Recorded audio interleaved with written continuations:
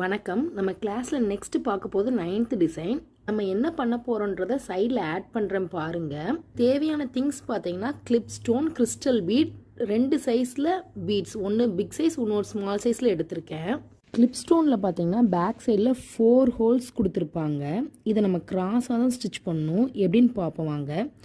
First பார்த்தீங்கன்னா கீழேருந்து needle மேலே எடுத்துக்கோங்க.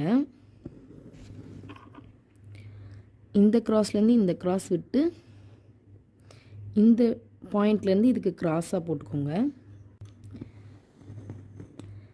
நெக்ஸ்ட்டு பார்த்தீங்கன்னா கீழேருந்து இந்த நமக்கு எடுத்ததுலேருந்து ஸ்ட்ரெயிட்டாக ஒன்று எடுத்து நெக்ஸ்ட்டு கிராஸ் இதே மாதிரி போட்டு இந்த கிராஸில் விட்டுக்கோங்க. இப்போ வந்து நமக்கு ஸ்ட்ரெயிட்டாக அழகாக வந்துடும். நெக்ஸ்ட்டு பார்த்திங்கன்னா ஒரு பீடு போட போகிறோம். இதுக்கு கீழே ஃபஸ்ட்டு பிக் சைஸ் பீடு எடுத்துக்கோங்க.